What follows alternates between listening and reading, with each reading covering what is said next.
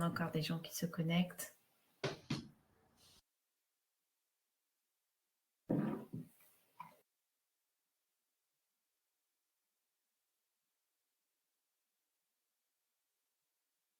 Je fais le petit tour d'écran pour voir qui c'est qui est là.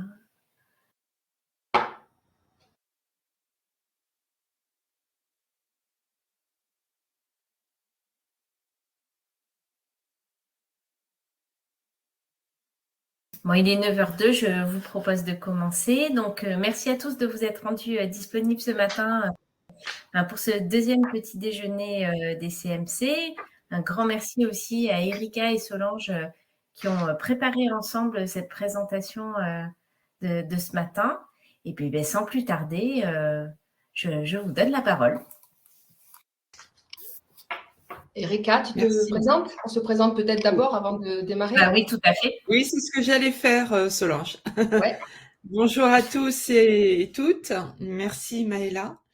Donc moi, je suis Erika Perruchot. Je suis conseillère en orientation professionnelle à INRAE depuis février 2019. L'INRAE est un institut de recherche public spécialisé dans tout ce qui est question d'agronomie, alimentation, agriculture, environnement et développement durable.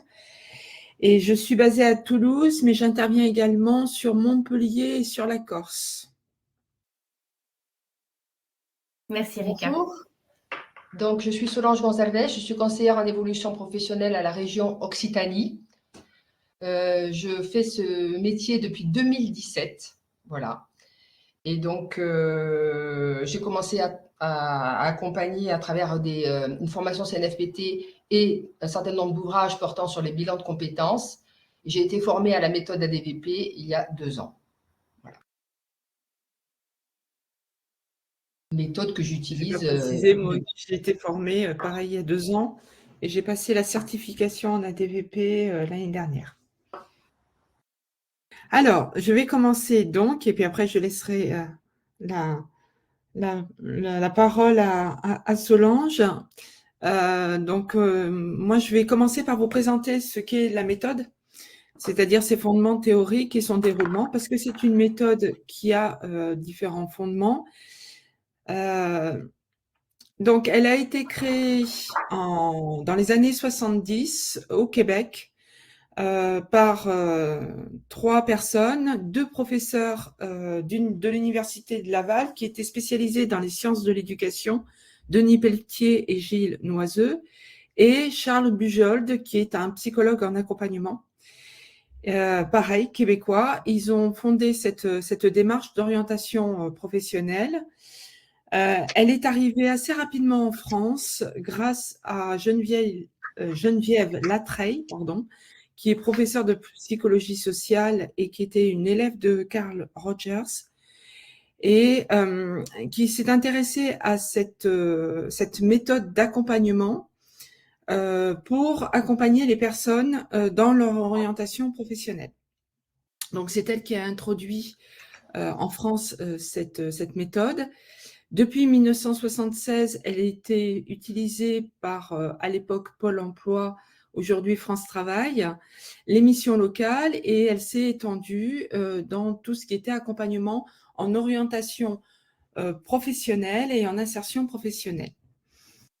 Alors, c'est une méthode qui était utilisée au départ sur des accompagnements collectifs. Dans le cadre d'ateliers, on peut aussi bien l'utiliser en collectif qu'en individuel. Et puis, petit à petit, effectivement, les personnes qui utilisaient cette méthode ont mis en place une approche aussi et des outils qui pouvaient être utilisés dans un accompagnement individuel. Alors, l'approche, elle est basée sur des fondements théoriques. D'abord, elle est fondée sur la psychologie développementale.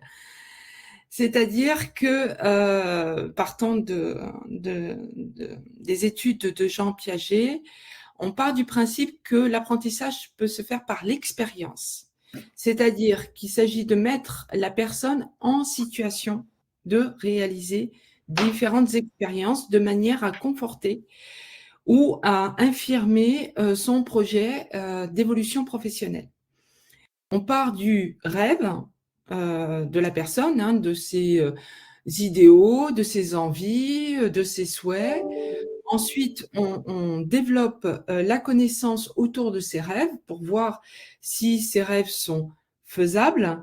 Et enfin, on va passer à la réalité pour vérifier si le rêve en question est aussi réalisable. Donc, on passe de l'idéal à une certaine réalité et tout ça en expérimentant au fur et à mesure de l'accompagnement. Merci. Cette approche est aussi fondée sur la psychologie humaine. Ça veut dire que l'individu est considéré dans sa totalité, dans son histoire, ses valeurs et sa motivation. L'objectif étant d'amener la personne à avoir un processus réflexif sur elle-même, sur ses souhaits, sur ses envies et sur son projet d'évolution professionnelle. Donc, de manière à la rendre responsable et autonome. En fait, l'objectif principal de cette approche est d'amener la personne à être suffisamment autonome dans l'élaboration de ses projets professionnels. Ce qui fait que par cette approche, on va avoir une posture qui peut être différente et on en parlera tout à l'heure. Cette approche était également fondée sur la philosophie existentialiste qui a été développée par Jean-Paul Sartre, qui part du principe que on peut toujours faire quelque chose de ce que l'on a fait de nous.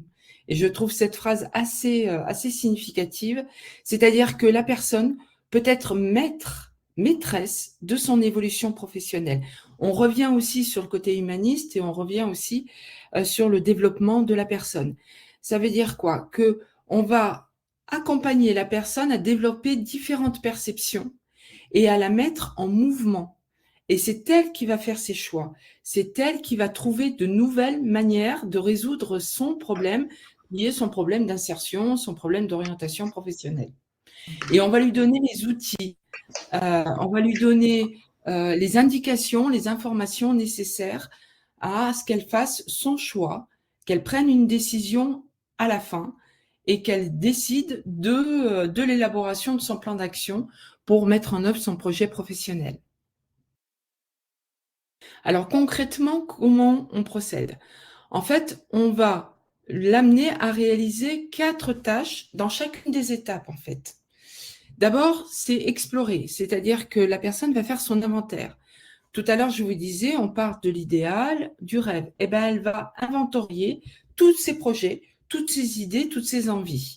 Et puis ensuite, on va l'amener à cristalliser. Ça veut dire quoi? Ça veut dire extraire et organiser ces différentes idées, puis l'amener à spécifier. Ça veut dire qu'elle va classer ces différentes idées en fonction de ses priorités, mais en l'amenant à faire des choix.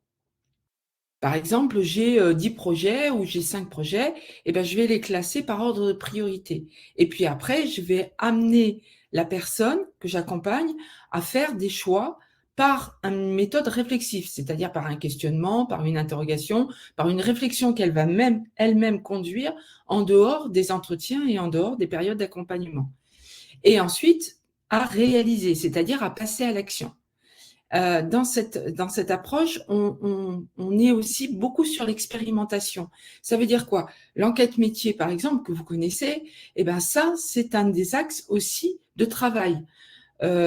Pour les structures qui l'utilisent, moi je sais qu'à INRAE, on utilise les conventions d'immersion. On amène la personne à être immergée pendant quelques jours dans une activité ou dans une structure de manière à pouvoir vérifier et passer à l'action.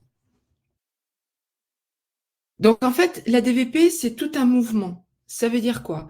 Ça veut dire qu'elle va vivre des expériences, elle va les traiter, elle va les intégrer. Ça va lui permettre de changer son point de vue, son image. Ça va aussi l'amener à être stimulé, puis être de nouveau en mouvement, et ainsi de suite. C'est tout un cycle. Donc à chaque étape, on revient sur ces différentes étapes, ces différentes tâches, et ensuite on l'amène ainsi à être tout le temps en mouvement et à prendre des décisions, à revenir avec des questions, voilà. C'est tout un mouvement au fur et à mesure. C'est pour ça que je dis que la DVP est en fait une spirale, mais c'est une spirale qui est dynamique. Alors, dans tout ça, quel est notre rôle? Ben, en fait, on est des experts de la méthode, mais pas du contenu, ni de la solution. Ça veut dire quoi? Ça veut dire que la personne, si elle expérimente quelque chose qui nous paraît un peu aberrant, un peu difficile, parce qu'on connaît le marché de l'emploi, on sait que c'est compliqué, etc., on peut quand même la laisser faire cette expérimentation. En fait, c'est par elle-même. Même si on a des indications, même si on lui fournit des informations, bien sûr, mais ça, à chaque fois, on la laissera prendre ses décisions et vérifier par elle-même. Donc, en fait, on est expert de la méthode. À chaque fois, on lui fournit les outils, on lui fournit la méthode, on la recadre, on la recentre, bien sûr. Mais en aucun cas, on va lui dire, ben, en fait, il faut que vous fassiez ça. Voilà, c'est ça, je dirais, le cœur de la DVP. On est ce que l'on appelle, ce que disaient les créateurs de la DVP, des éducateurs de l'intentionnalité. Ça veut dire qu'en fait, on va amener la personne à avoir des intentions. Et on est des accompagnateurs. C'est-à-dire, tout en restant garant du cadre, bien sûr. Donc, on est sur, quand on est formé sur la DVP, la première chose sur laquelle on travaille, c'est notre posture. Et sur les 6 attitudes de Porter, hein, qui nous amènent à effectivement être à côté de la personne, à cheminer à côté d'elle, mais pas à lui dire, en fait, il faut que vous fassiez ça et ça. Par contre, quand elle a des besoins d'information, on est là pour lui indiquer, bien sûr, les bonnes démarches et toutes les démarches à effectuer pour qu'elle puisse réaliser son projet professionnel. Voilà. Merci, alors, Erika. voilà, s'il y a des questions, bien sûr, j'y répondrai, mais je vais passer la parole à Solange qui va vous montrer l'utilisation de la DVP par des exemples concrets qu'elle a mis en œuvre avec des agents qu'elle a accompagnés. Voilà, merci Erika. Donc effectivement, je me suis efforcée de tirer vraiment des exemples du réel, hein, des personnes que j'ai accompagnées, pour vous expliquer comment j'ai pu mettre en pratique cette méthode. Donc, pour résumer, donc la DVP est une méthode, ce que vous a dit Erika, mais c'est à travers ce qu'elle a exprimé, hein, l'exploration, la cristallisation, la spécification et la réalisation, on a une succession de processus et de tâches qui vont être effectivement mises en œuvre avec chaque agent et qui vont lui permettre d'inventorier les possibles à partir de la connaissance de soi et du monde du travail, donc de grands champs finalement d'investigation, de se faire une idée générale de son orientation à travers ce qu'on appelle la cristallisation. Donc, c'est dégager finalement de cette exploration des catégories d'informations vers qui on a envie d'aller, qui nous intéressent le plus. Et à partir de ça, concevoir des projets en fonction de la réalité et puis les réaliser avec des plans d'action. Donc, tout ça pour répondre à des objectifs qui sont, je dirais, communs à toute phase d'accompagnement des agents, qui sont l'examen de la situation initiale de la personne pour voir quelles sont les attentes, qui sont la connaissance de soi. Et on va voir comment cette méthode, vraiment, elle apporte quelque chose de très, très intéressant parce qu'en faisant l'expérience, justement, on s'aperçoit que la personne, petit à petit, elle se découvre ou se redécouvre. Et ça c'est vraiment ça qui la met en mouvement.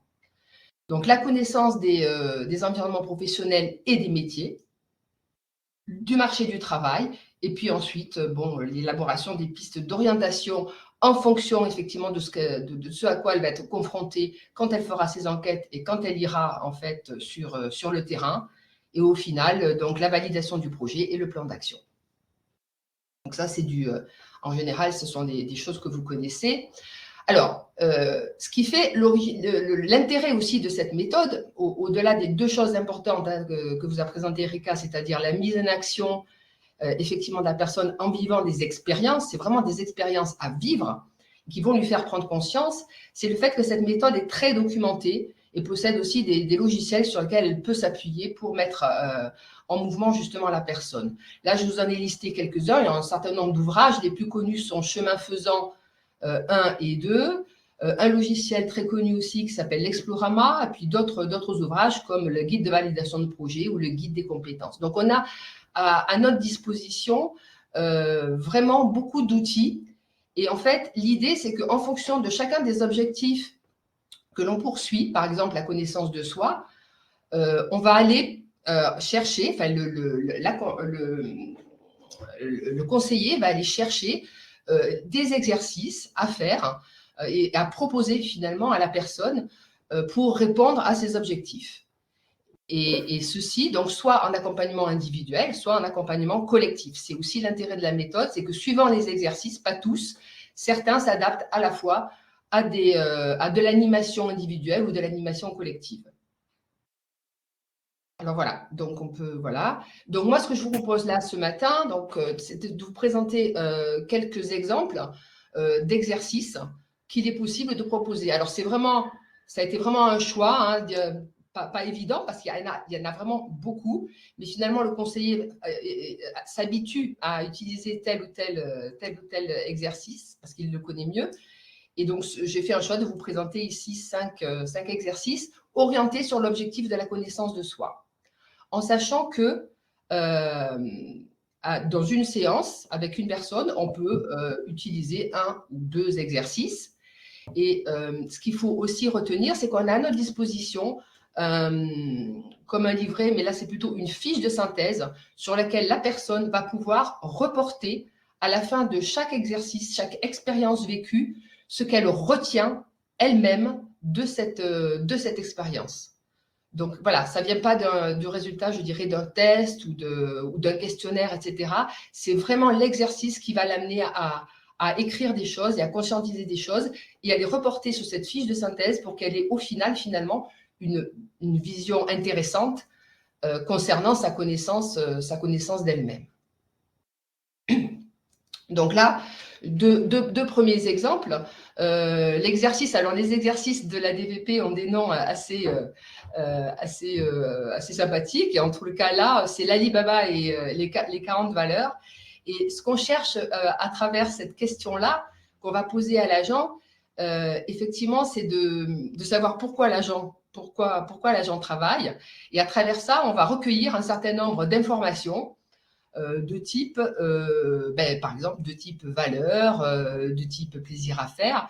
Et là, en l'occurrence, la personne que j'avais en face de moi, c'était un responsable de service qui travaille sur l'aménagement des schémas territoriaux donc en région. Et lui, petit à petit, il me dit, voilà, je travaille, moi, pour réfléchir, pour proposer, pour faire des productions concrètes, mais aussi sur un urbanisme qui améliore le vivre ensemble. Et alors là, c'était bingo, c'est-à-dire qu'on arrive à trouver des choses à travers ce type d'exercice, en questionnant vraiment, avec les attitudes de porteur qu'a cité Erika, des choses très intéressantes qui vont même assez loin dans la description de ce que veut faire la personne. Et en l'occurrence, là, ce qu'on avait observé, en tous les cas observé, c'est que la personne travaillait pour l'intégration de l'individu dans le collectif et pour améliorer le vivre ensemble. Et ça c'est ce que je considère comme le moteur. C'est quelque chose qui est très important pour la personne, qui la suit un petit peu tout au long de sa vie. Et quand elle découvre ça, je dirais, c'est quelque chose de très bien, de très chouette, très intéressant pour la personne. Voilà. Deuxième exemple. Donc là, j'ai travaillé avec une personne qui travaillait à la direction de la culture, et qui était venue me voir parce qu'elle avait un travail très administratif et qu'elle ne se sentait pas bien dans ses fonctions. Et bien là, ce qui ressort, c'est dans ce type de questionnement, ce sont les valeurs de l'harmonie, les valeurs de la créativité, les valeurs de la beauté. Et donc, ce qui ressort aussi, c'est qu'elle aime créer des conditions pour que les gens se retrouvent autour d'événements de qualité. Donc, quelque chose de beaucoup plus pratique, de beaucoup plus terrain qu'un pur travail administratif. Et là, on a mis le doigt effectivement sur ce qui n'allait pas dans son activité, dans l'activité qu'elle exerçait. Les ailes du désir, donc on passe là sur un autre type d'expérience. Là, il est question en fait de proposer à la personne de penser à 6, 7, 10 expériences qu'elle aimerait bien vivre si tout lui était permis. Alors là, elle se laisse aller vraiment à son imagination, elle peut imaginer plein de choses, y compris partir sur la Lune. Voilà, l'intérêt là, c'est de pouvoir donc lui faire exprimer ce qu'elle aura envie de faire, et puis ensuite de donner je dirais des poids en termes d'envie et en termes de réalisation à ces expériences. Les expériences, j'ai envie de dire, qui ont le plus de poids feront l'objet d'échanges. Et là, le résultat, ce sera qu'on pourra obtenir finalement des informations concernant ses désirs, ses goûts, ses valeurs et ses centres d'intérêt. En l'occurrence, la personne qui est là travaillait dans une direction d'aménagement du territoire et on voit que ce qu'elle veut faire, c'est créer des spectacles vivants, faire une formation artistique ou culturelle, voir de grands spectacles. Donc, de toute évidence, vous imaginez que la discussion et les échanges ont porté autour de ça, autour de ces centres d'intérêt qui la portent plutôt sur des environnements de type culturel. La galerie de portraits, là, la personne est invitée à citer, à réfléchir à 4 ou 5 personnages qu'elle aime bien et à exprimer en fait les raisons pour lesquelles cette personne aime bien ces personnages connus. En l'occurrence, là, j'avais une personne qui a cité des personnages comme Jean-Paul Belmondo, Napoléon, Paul Riquet, Sébastien de Vauban.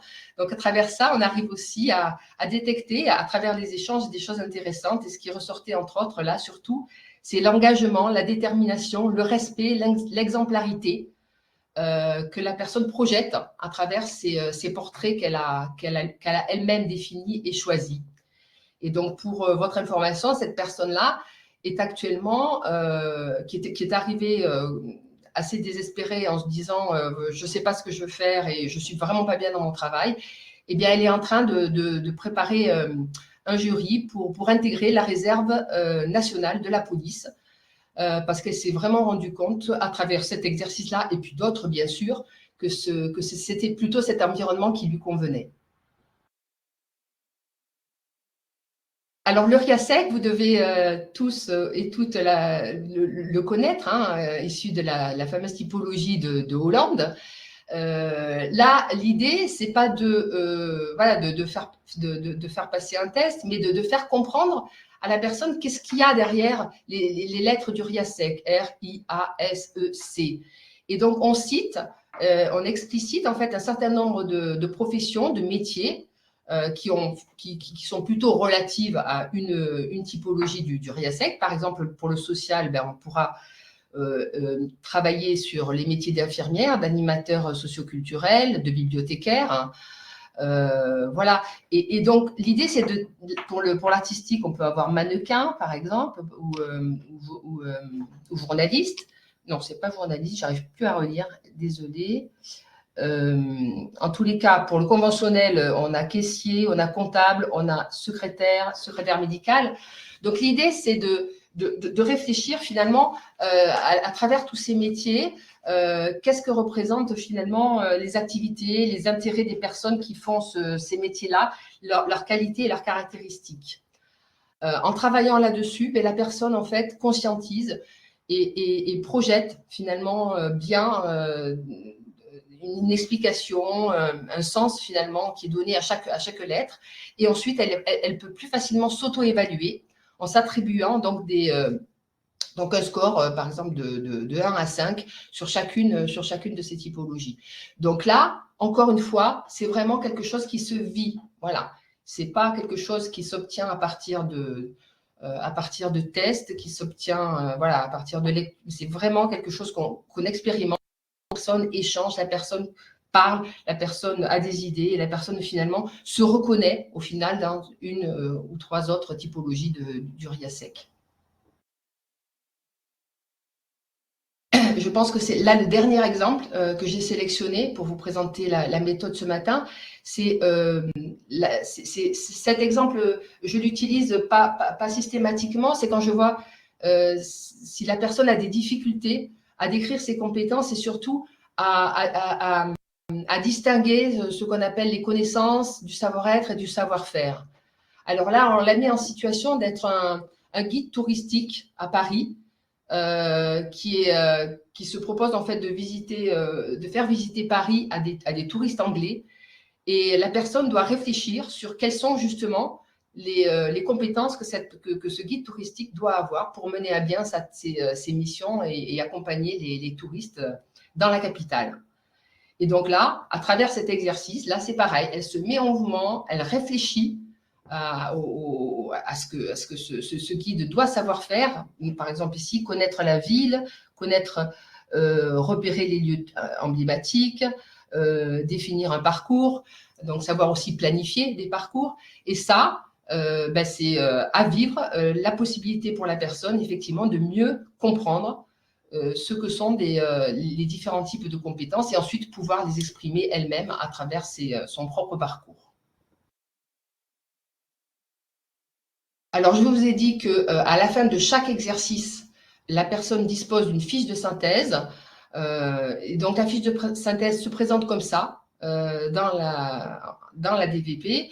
Et on retrouve en fait tout en haut en fait de la fiche quelque chose. Alors, c'est une fiche de synthèse que je me suis un petit peu personnalisée quand même par rapport à ce qui me semblait le plus intéressant. On peut indiquer toutes les valeurs, tous les besoins, le moteur, le sens qu'on met à travers ce qu'on fait. Et donc là, la personne, au fur et à mesure, elle va remplir tout ce qu'elle repère au niveau de chacun de ces exercices. Ensuite, en dessous, on aura la partie qui concerne les centres d'intérêt, les directions, les secteurs professionnels, les environnements professionnels qui l'intéressent. En dessous, les environnements professionnels qui l'intéressent. Et puis, les trois autres parties, qui sont plutôt la partie de gauche et la partie basse, vont concerner les compétences. Donc, c'est vraiment, je dirais, un enrichissement qui se fait au fur et à mesure. Et ce qui est intéressant, c'est de voir effectivement, au fur et à mesure que la fiche de synthèse se remplit, comment la personne se perçoit mieux et se découvre à travers toutes ces expériences. Alors, j'ai une autre fiche de synthèse aussi, je crois que je voulais vous présenter. Voilà.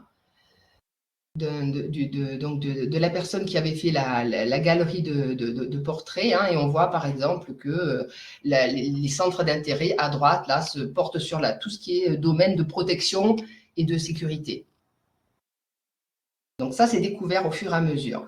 Pour finir, je crois que peut-être, si je me permets de vous citer un certain nombre de phrases que j'ai recueillies d'une personne que j'ai accompagnée qui n'a pas fait tout le cursus, mais qui a voulu en fait me faire un retour sur Elle n'a pas fait tout le cursus, pourquoi? Parce qu'elle a trouvé un emploi entre-temps, donc elle va partir, mais elle a tenu à me faire un retour de cette expérience qu'elle a vécue pendant cet accompagnement.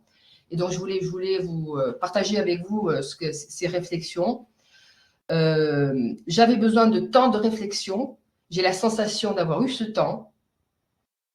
L'objectif n'était pas de me trouver une formation, mais de réfléchir sur ma situation. Cette méthode nous met en lien avec ce que l'on est. Je me disais, j'espère que je ne vais pas avoir à répondre à des QCM. Voilà. L'importance des silences à travers l'accompagnement aussi. Pour bosser, on a du temps et c'est moi qui bosse. Donc, c'est vraiment la personne qui travaille, l'agent qu'on accompagne qui travaille. Voilà. Ça m'a aidé cet accompagnement. J'ai pu balayer, faire du balayage. Je sais maintenant où aller et quoi chercher. Avec ce qu'on a posé comme invariant, je saurai davantage plus naviguer. Voilà. C'est vraiment des phrases que j'ai eu en entretien la semaine dernière. Je me suis dit que ça serait peut-être intéressant aussi de les noter, de les partager avec vous parce que c'est vraiment du vécu. Voilà. Merci à toutes les deux. Vous avez rajouté en plus sur votre présentation des petits liens pour ceux qui veulent se fermer et en savoir plus. On mettra sur Rezana, je vous enverrai, je mettrai sur l'espace Rezana des CMC le support de présentation. Je vais arrêter le partage pour voir davantage tout l'écran et vous donner la parole si vous avez envie d'échanger avec Solange et Erika, si vous avez des questions ou des remarques. Alors, est-ce qu'il y a des gens qui Moi, je veux bien, c'est plutôt partager une réflexion qu'une question. Déjà, merci beaucoup pour votre présentation qui me rassure en fait parce que moi je fais des bilans de compétences etc. Donc j'arrive un peu avec ça. Et dans mon entité, je trouve que les agents sont très focus sur formation, les dispositifs de mobilité, la mutation, etc. Mais on pas du tout cette, je sais pas comment dire ça, ces compétences de carrière sur cet aspect réflexif. Et là, je vais animer un atelier et je me disais, mais mon Dieu, je vais arriver, je vais leur faire peur en fait avec tout ça. Donc juste merci beaucoup de me rassurer sur ça. Et pour le coup, effectivement, pour le mettre en pratique auprès de quelques agents, là, on sent que il y a vraiment de la valeur ajoutée. Et j'aime beaucoup ce que j'avais pas moi en tête, le fait qu'un exercice, moi ce que j'appelle des exercices, en fait, ce sont des expériences. Et c'est très très fort comme terme. Donc merci à vous. Merci Daphné. Ce sont des expériences à vivre. C'est ce que disait Solange et c'est exactement ça. Mais c'est vrai qu'au début, je sais pas pour Solange, mais moi la première fois que j'ai utilisé, ça a un peu désarçonné les agents. Ils n'avaient pas l'habitude de ce genre de méthode où on leur permet de s'exprimer, de réfléchir, de revenir, de re-questionner, etc. Donc, ils s'attendaient à avoir des tests, des trucs à remplir. Et puis en fait de compte, non, l'outil, les exercices que Solange nous a présentés, ce sont des supports pour nous. Mais après, il y a tout le partage, il y a tout l'échange derrière, qui est tout aussi riche. Et avec le fait que les personnes, comme le témoignage que Solange a présenté, nous disent, c'est la première fois où on travaille vraiment sur nous, où on nous laisse la possibilité de travailler sur nous, où on nous laisse le temps de réfléchir à qui nous sommes et comment on fonctionne. Et quand le premier exercice qu'a présenté Solange, Alibaba, les 40 valeurs, par exemple, c'est la relation au travail que l'on peut re-questionner. Et le fait que tu le présentes aussi en atelier collectif, ça fonctionne en collectif. Moi, je l'ai testé en atelier collectif et ça fonctionne en fait compte. La dynamique de groupe, elle se met facilement en place, quoi. On se dit, bah tiens, c'est uniquement en individuel et en fait compte, non. Sur l'aspect collectif aussi, ça peut créer une dynamique du groupe assez intéressante. Donc, merci. Et moi, j'ai envie de compléter par deux choses peut-être différentes. Ce qui est intéressant, c'est de voir effectivement ces fameuses étapes d'exploration et de cristallisation. C'est-à-dire que au départ, la personne, elle explore, elle voit des choses, on lui propose des choses. Et par exemple, on peut lui proposer ce que je n'ai pas dit effectivement et que je n'ai pas montré là. Il y a pas mal d'exercices qui sont basés sur les images, sur l'imagerie et l'imaginaire, notamment l'explorama, qui est un exercice qui est formidable. Et donc, elle voit beaucoup d'images devant elle, et puis elle va faire des choix. Voilà. Et ensuite, elle va expliciter ses choix. Et c'est à travers ses choix qu'elle va être amenée à parler d'elle. Donc, c'est vraiment une façon, finalement, de se rendre compte, de conscientiser et aussi de cristalliser. C'est-à-dire qu'en fait, pourquoi je choisis telle photo et pas d'autres? Voilà. Et je les mets dans des catégories. On a un autre exercice qui est très efficace aussi, c'est j'aime pas. C'est-à-dire, je vais mettre par exemple, je vais faire des petites étiquettes avec plein de domaines d'activité. Et puis, je vais demander à la personne, eh bien, dans tous ces domaines d'activité ou dans tous ces métiers, vous pouvez faire plusieurs catégories. Une catégorie d'activité, de métiers que vous aimez ou de domaines de métiers que vous aimez, une catégorie que vous n'aimez pas. Voilà. Et ensuite, à travers tout ce que vous avez mis dans chaque catégorie, dans chaque tas, refaites d'autres catégories et dites pourquoi vous les avez choisis. Et là, ben, on arrive parce que ce sont des métiers du social, parce que j'aime bien aider les gens, parce que là, il me semble que je suis attirée par tout ce qui est art. Voilà. Donc, c'est tout ce processus, en fait, qui se matérialise à travers les expériences et surtout à travers tous les outils qui nous sont proposés à travers la DVP. C'est une vraie richesse. Une vraie richesse, il y a beaucoup de support et c'est ça qui est intéressant pour le conseiller aussi. Je vois que Stéphanie a fait une remarque sur le lien avec le coaching et qu'Erika, elle disait voilà, que c'était des outils aussi qui étaient utilisés en coaching qui permettent d'amener la personne à répondre à ses interrogations, quoi. Et elle dit qu'elle a suivi cette formation il y a plus de 20 ans et qu'elle s'en sert toujours. Et qu'elle ne peut pas parler, Stéphanie, on est désolé pour toi et pour ton extinction de voix. Moi, j'avais une petite question quand même. C'est donc les gens sont contents qu'on leur dégage du temps. Je pense qu'en fonction des entités dans lesquelles on est, les agents ont plus ou moins de temps à disposition. Est-ce que vous avez l'impression aussi que c'est une méthode qui permet aux gens, même s'il n'y a pas énormément de temps qui peut être dédié, qui leur permet quand même de poursuivre cette réflexion aussi sur leur temps personnel? Est-ce que les gens que vous accompagnez le font, en fait, une fois qu'ils sont engagés dans cette démarche, ils poursuivent cette réflexion sur le temps personnel? Oui, c'est en ça où ce système, cette approche leur permet de réfléchir aussi sur d'autres sujets. Moi, j'ai eu le cas comme ça d'une agent qui est très prise par son travail. Hein, c'était une chercheuse et donc elle le faisait en fait sur son temps personnel, mais du coup elle a exploré d'autres aspects beaucoup plus personnels en fait compte et sur sa manière de voir les choses et de concevoir la recherche au sens large du terme. Et donc c'était assez intéressant parce qu'elle s'interrogeait de savoir si elle allait continuer ou pas dans son laboratoire, mais en fin de compte, elle en est revenue à dire ça m'a amené à réfléchir sur pourquoi j'ai fait ce métier, qu'est-ce qui m'a conduit à ça, etc.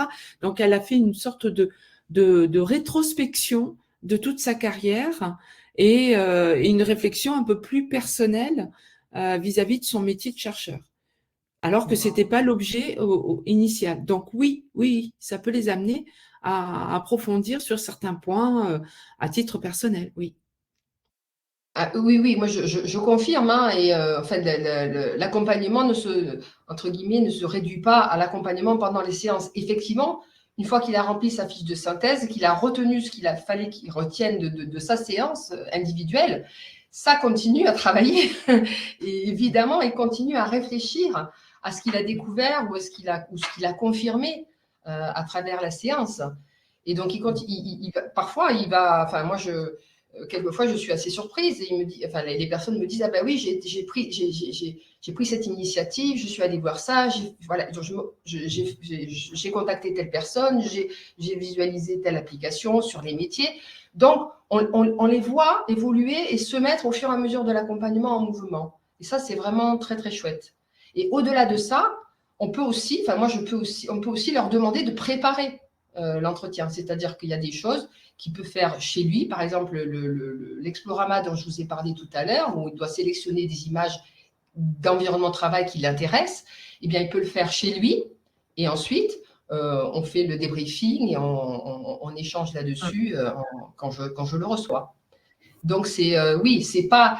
Il y a vraiment un continuum autour de cet accompagnement, à ce qui se passe effectivement au niveau des échanges, et puis lui, ce qu'il va mettre en œuvre, la personne, ce qu'elle va mettre en œuvre quand elle sera. Ça veut dire qu'il y a aussi de la souplesse en fait dans l'utilisation de la méthode, et ça, c'est intéressant. Ah oui, bien sûr. Il y a Julie qui pose une question, qui est allée voir rapidement sur les sites que vous aviez mis en lien et qui demande un conseil. Elle dit qu'il y en a plusieurs. Est-ce que vous avez des conseils à… Alors, c'est la DVP. Effectivement, il faut suivre. C'est un cursus, en fait. Donc, l'approche, c'est la première méthode à activation en développement vocationnel et personnel, à DVP. Donc, ce sont les deux premiers modules, en fait. Et ensuite, dans le cursus, on passe à la validation de projet. Et après, si vous voulez aller jusqu'à la certification, voilà, qui est un titre RNCP, hein. Mais commencez par activation, le premier point. C'est là où vous commencerez vraiment à aborder toute l'approche et tous les fondements de l'approche. Voilà. Après, oui, ils utilisent la DVP pour les bilans de compétences, ils utilisent la DVP pour d'autres types d'accompagnement, mais passez d'abord par la méthode ADVP. Je crois que l'intitulé, c'est ADVP, une méthode d'accompagnement ou quelque chose comme ça. Très bien, merci. C'est justement que je ne trouvais pas forcément ADVP niveau 1 ou enfin voilà, ou introduction A. Et donc, je voyais tout de suite des intitulés un peu plus complexes. Donc, je me suis dit, voilà, s'il y avait un petit conseil là-dessus pour. Merci. Mais c'est vrai, je pense qu'effectivement, pour compléter, il faut se former au moins moi j'en ai fait 2 de modules, j'ai pas fait validation de projet, hein. J'ai acheté le guide de validation de projet et je la ferai peut-être cette année. Mais il faut vraiment se former parce que comme pour toute méthode, la formation vous permet d'expérimenter en fait ça. C'est-à-dire que la fiche de synthèse, les exercices, c'est vous qui allez les faire. Et elle est basée là-dessus, la méthode. Et c'est comme ça qu'on comprend comment ça fonctionne et qu'on peut ensuite le refaire au niveau de notre propre accompagnement. Donc, c'est indispensable, la formation. Oui. Merci. Est-ce qu'il y a quelqu'un d'autre qui a envie d'intervenir ou de partager quelque chose?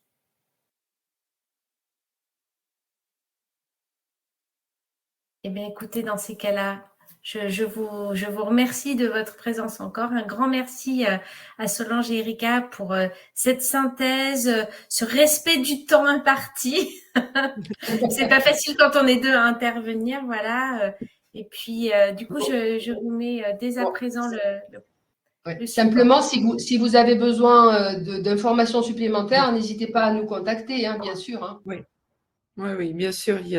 On vous répondra avec grand plaisir. Et, voilà. Merci à vous.